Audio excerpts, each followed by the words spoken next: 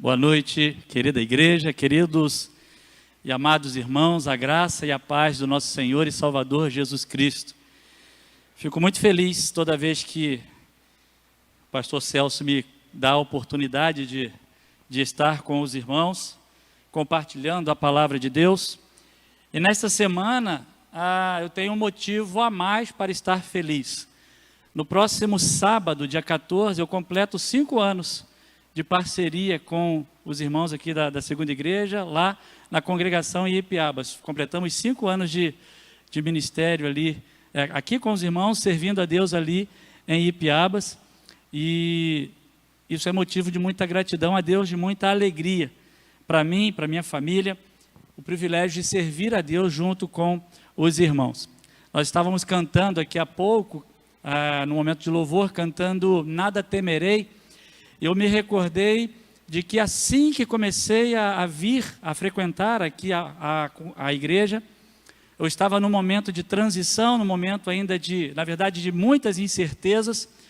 E eu me recordo num domingo de manhã, culto de ceia, eu assentado lá no fundo com a minha esposa, meus filhos, e nós cantávamos esta canção e eu, na verdade, só chorava.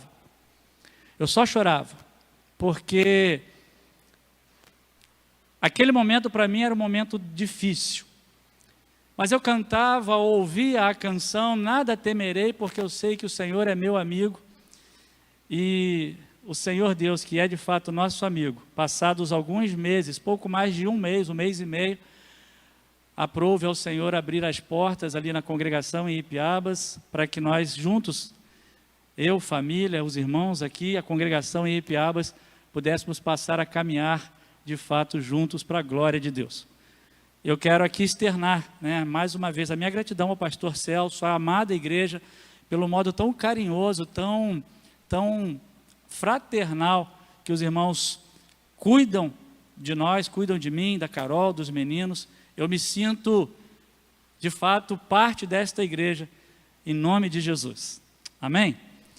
Eu quero nesta noite compartilhar com os irmãos uma mensagem que faz parte de uma série de mensagens que eu tenho compartilhado ali com a congregação. E a série de mensagens que tenho compartilhado com a congregação tem por título A Igreja que Eu Preciso Ser.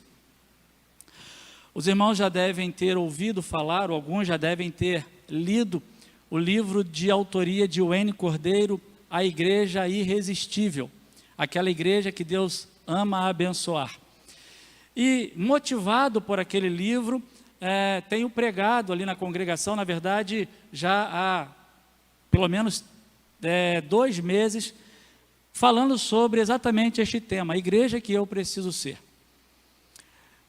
Eu quero compartilhar com os irmãos nesta noite, esta igreja que eu e você precisamos ser, é uma igreja que vive o maior dos mandamentos. Eu quero, portanto, te convidar nesta noite a que reflitamos sobre este tema, vivendo o maior dos mandamentos. Para tanto, eu te convido a que você abra a sua Bíblia no Evangelho de Marcos. Nós leremos no capítulo 12, os versículos 28 a 34. Evangelho segundo Marcos, capítulo 12, versículos 28 a 34.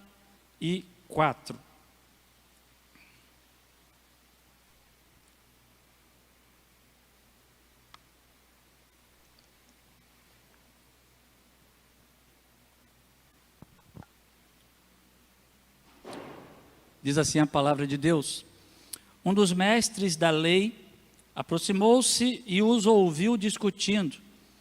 Notando que Jesus lhes dera uma boa resposta, perguntou-lhe: de todos os mandamentos, qual é o mais importante? Respondeu Jesus: o mais importante é este: ouça, ó Israel, o Senhor, o nosso Deus, o Senhor é o único Senhor. Ame o Senhor, o seu Deus, de todo o seu coração, de toda a sua alma e de todo o seu entendimento e de todas as suas forças. O segundo é este: ame o seu próximo como a si mesmo. Não existe mandamento maior do que estes. Muito bem, mestre, disse o homem. Estás certo ao dizeres que Deus é único e que não existe outro além dele. Amá-lo de todo o coração, de todo o entendimento e de todas as forças, e amar ao próximo como a si mesmo, é mais importante do que todos os sacrifícios e ofertas. Vendo que ele tinha respondido sabiamente, Jesus lhe disse: você não está longe do reino de Deus. Daí por diante, ninguém mais ousava lhe fazer perguntas. Tem uma canção da música popular brasileira que eu sei que a grande maioria conhece, e o autor vai dizer que, nesta canção, o seguinte: é preciso amar as pessoas como se não houvesse amanhã. Eu imagino que você, inclusive, tenha cantarolado aí na sua mente este verso. Nesta canção, o poeta, de fato, transmite uma grande verdade. É preciso amar as pessoas.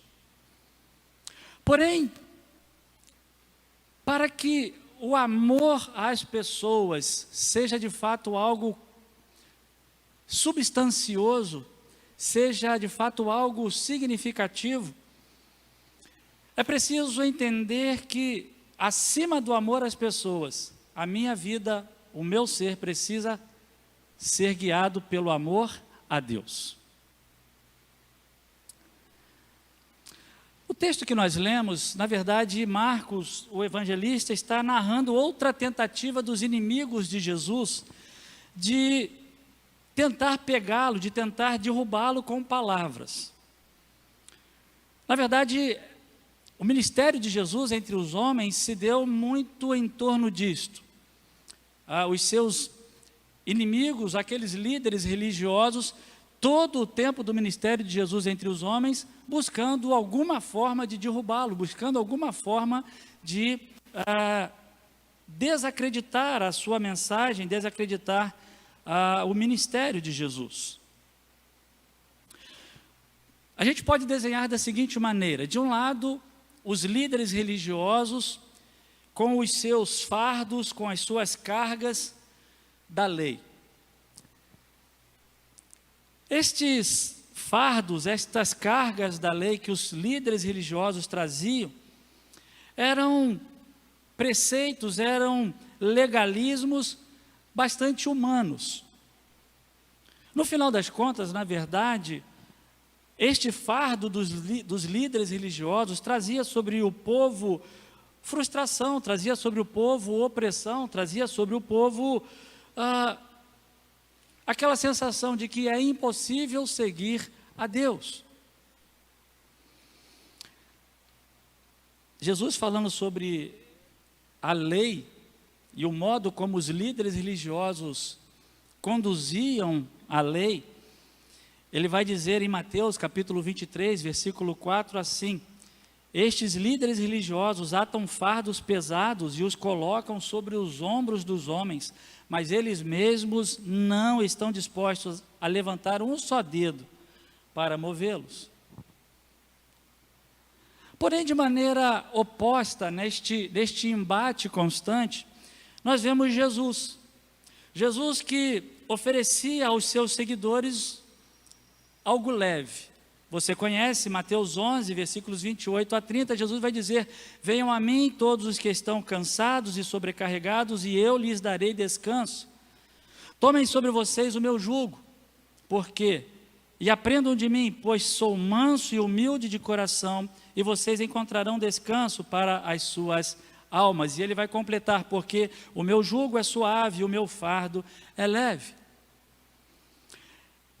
Então a gente pode concluir, pode depreender dessas informações que existia uma enorme distância entre o que os homens definiam como obediência aos mandamentos de Deus e o que de fato Deus exigia como manifestação desta obediência. Por que eu falo tudo isso nesta introdução? Eu falo tudo isso porque, de modo semelhante aos tempos de Jesus, Hoje nós precisamos retornar ao real significado do que é viver as leis de Deus. Enquanto para nós, enquanto para eu e você, viver os mandamentos de Deus, significar apenas o cumprimento de regras, significar apenas o cumprimento de compromissos e obrigações, esta tarefa, esta nossa responsabilidade de viver os mandamentos de Deus, tornará para nós algo pesado, tornará para nós algo desgastante, algo sem prazer. E muitos crentes têm vivido os seus dias com este peso sobre si, porque ainda não conseguiram entender o significado real de viver o mandamento de Deus. Voltando ao texto que nós lemos como base para a nossa reflexão, mais uma vez, como disse, havia aqui a tentativa dos líderes de desacreditarem o ensino de Jesus. O ensino de Jesus que era pautado por algo leve, algo que trazia paz, algo que trazia conforto, algo que trazia descanso. E os líderes religiosos insistiam em apresentar um peso, uma carga. E neste embate, neste encontro de Jesus com um determinado líder religioso, Jesus desconstrói a ideia de que para agradar a Deus, precisava-se cumprir um calhamaço de regras, de leis, de ordens. Jesus, nesta conversa, vai demonstrar ao seu interlocutor e aos seus ouvintes que cumprir o mandamento de Deus resume em apenas uma coisa, em ter como estilo de vida o amor, ou ter um estilo de vida que exale amor. O que eu quero pensar então com os irmãos nesta noite é que vivendo o maior dos mandamentos significa dizer que nós precisamos compreender ou entender a fonte do amor, viver este amor e então cumprir o mandamento de Deus. Em primeiro lugar, nós vivemos o maior dos mandamentos quando nossa primeira manifestação de amor é direcionada para Deus. Quando este homem que está aqui conversando com Jesus o questiona sobre o maior dos mandamentos, e é esta a pergunta que ele faz: qual o maior dos mandamentos? Jesus, como já disse, fala sobre amor. Talvez aquele homem esperasse ou pensasse que Jesus fosse apresentar um caderno, um livro de regras, um livro de preceitos, mas Jesus falou de amor. Jesus não falou de um amor limitado, Jesus não falou de um amor reservado, Jesus não falou de um amor condicionado, mas Jesus falou de um amor todo direcionado para Deus. Jesus começa a sua resposta àquele homem dizendo assim: o Senhor Deus é o único Senhor. Nesta fala, Jesus está dizendo para aquele homem: olha, quando eu falo de amor, e o que eu tenho a falar para você sobre amor, eu estou falando não de um amor que aponta e que se destina a várias direções, mas eu estou falando de um amor que se destina ao único e verdadeiro Senhor, o nosso Deus. E ele vai continuar dizendo: olha, porque Deus é o único Senhor, porque só Ele é Deus, ame o Senhor, o seu Deus. Ame o Senhor, o seu Deus. Quer viver o maior dos mandamentos? Ame o Senhor, o seu Deus.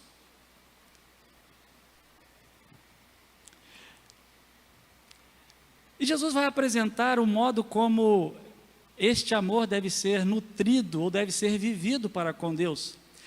Ele vai dizer e vai apresentar este amor a ser vivido de um modo pleno, de um modo completo. Ele fala de todo o coração, ele fala de toda a alma, ele fala de todo o entendimento, ele fala de toda força. Quando Jesus fala com aquele homem: ame o Senhor seu Deus de todo o seu coração, Jesus estava se referindo a algo que era entendido como o centro do ser humano. Portanto, Jesus está dizendo àquele homem: olha, o seu amor deve ser todo direcionado para Deus, de modo que o centro de controle da sua vida deva ser direcionado para Deus. O comando da sua vida não pode mais estar na tua mão, o comando da sua vida precisa estar na mão de Deus.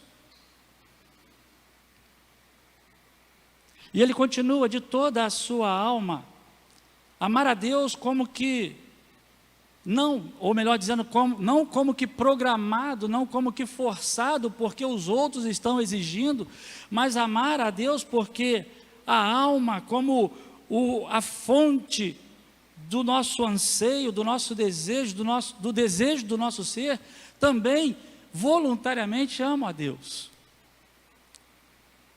Amar a Deus de todo o entendimento, como que entendendo pela razão, decidindo pela razão, amar a Deus, uma atitude racional, uma atitude voluntária. E de todas as suas forças, tudo, quer sejam forças físicas, quer sejam forças emocionais, quaisquer que sejam as fontes de força, ame a Deus. O que Jesus está querendo dizer para este homem é que nós vivemos, ou começamos a viver o maior dos mandamentos, quando nós amamos a Deus de todo o nosso ser. E aqui eu preciso fazer uma pergunta a mim, e você precisa também se perguntar: quanto de mim mesmo tem sido de fato entregue à obediência a Deus, tem sido de fato confiado a Deus, em obediência a Deus, em temor a Deus, em amor a Deus? Quanto do meu dia, quanto das minhas ações, quanto dos meus compromissos, quanto da minha mente, quanto da minha vontade, tem sido de fato dedicado para amar a Deus?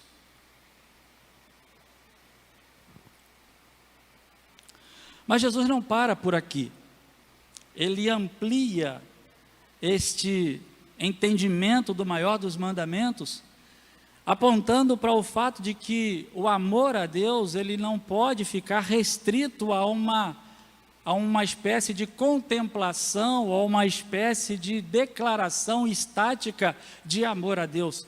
Jesus amplia este conceito de viver o maior dos mandamentos, quando ele fala sobre amar a Deus, mas também este amor se refletir para o próximo.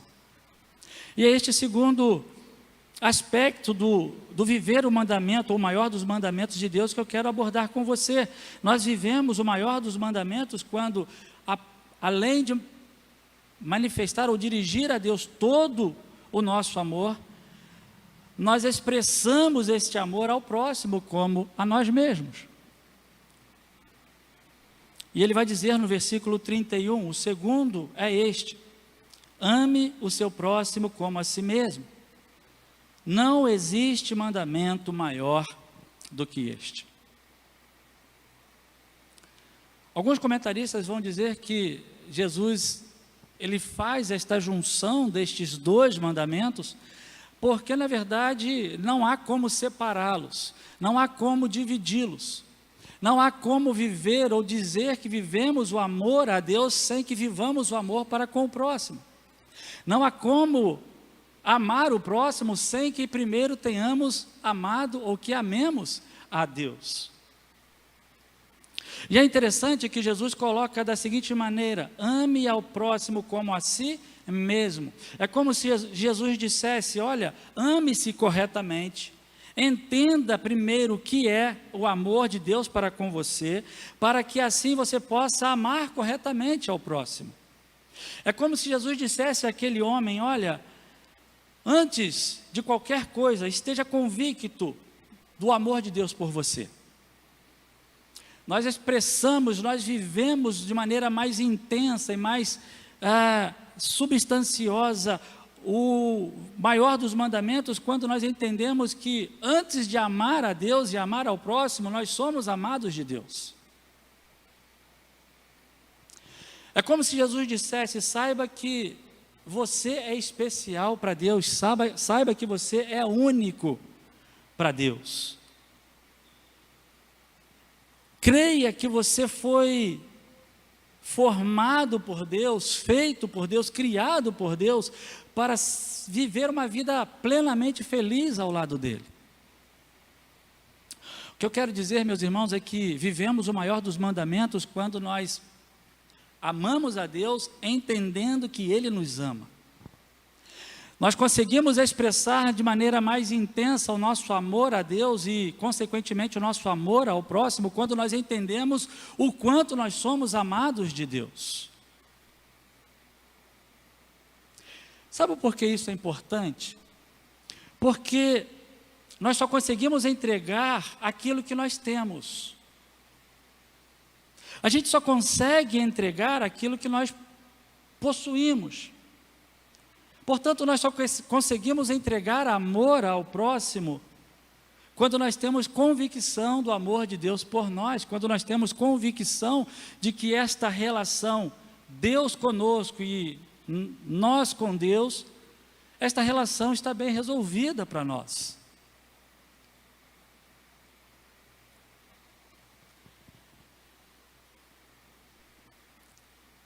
Muitos têm vivido uma relação com Deus, uma relação de culpa.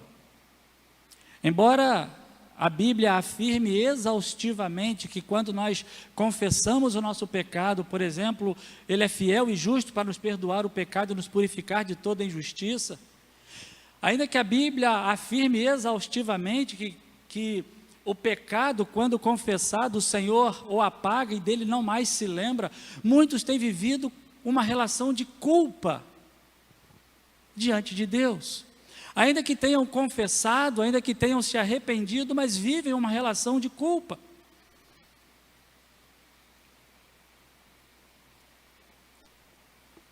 Precisamos entender que Deus nos ama, para que possamos amar ao próximo.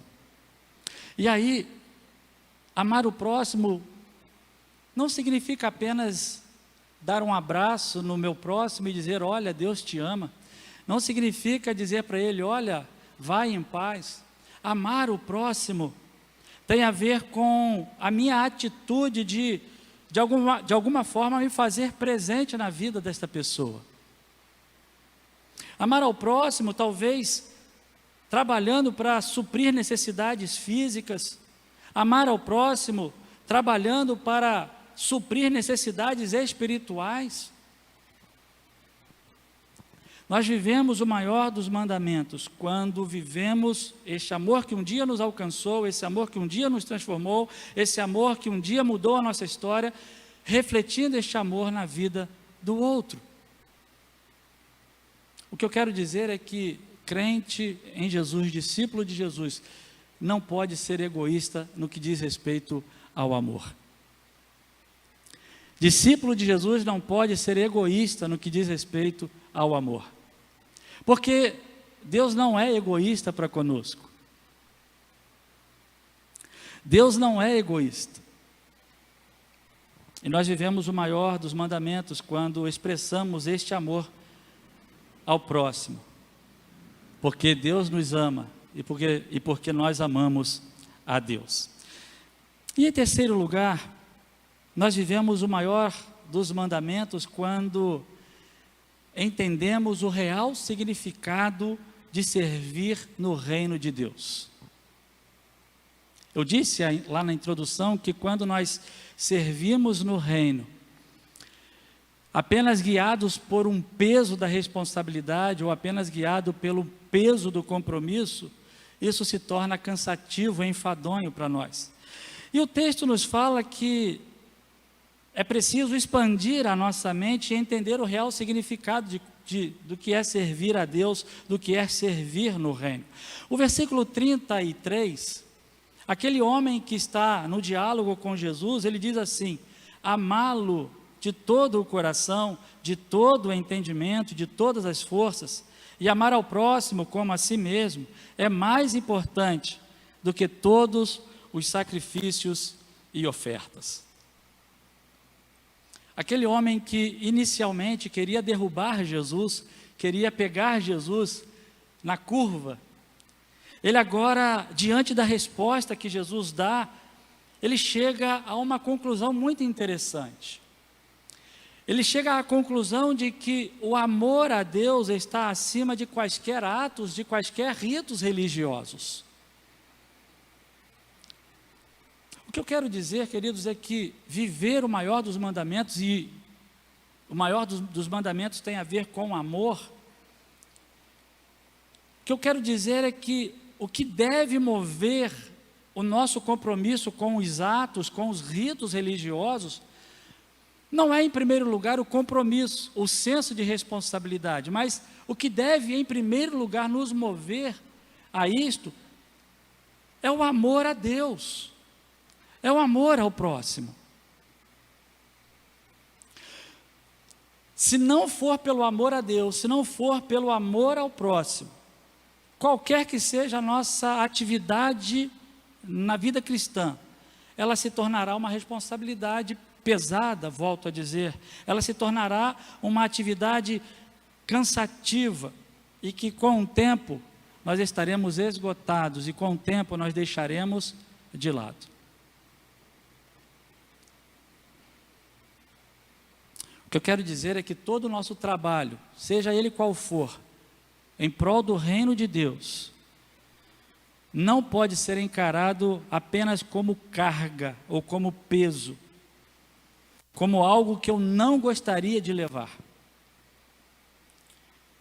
O que eu faço em prol do reino de Deus precisa ser encarado como um privilégio, como uma oportunidade, como um presente que Deus nos dá.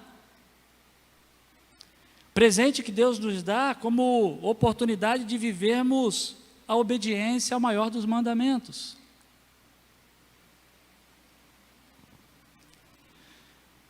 Eu amo a Deus, eu amo ao próximo, eu tenho o privilégio de viver o maior dos mandamentos, porque Deus me presenteia com esta oportunidade. Quando eu sirvo no reino, movido pelo amor, aí então eu manifesto o meu amor a Deus, aí então eu demonstro concretamente o meu amor a Deus refletido no próximo. E o texto termina de uma maneira um tanto quanto, diria eu, melancólica, e você vai entender o que eu quero chamar de melancólico. Versículo 34 vai dizer que, vendo Jesus que aquele homem havia respondido sabiamente, Jesus então lhe disse: você não está longe do reino de Deus. E aí talvez você possa pensar, mas aonde que está a melancolia disto? Jesus disse que ele estava perto do reino de Deus, você não está longe do reino de Deus.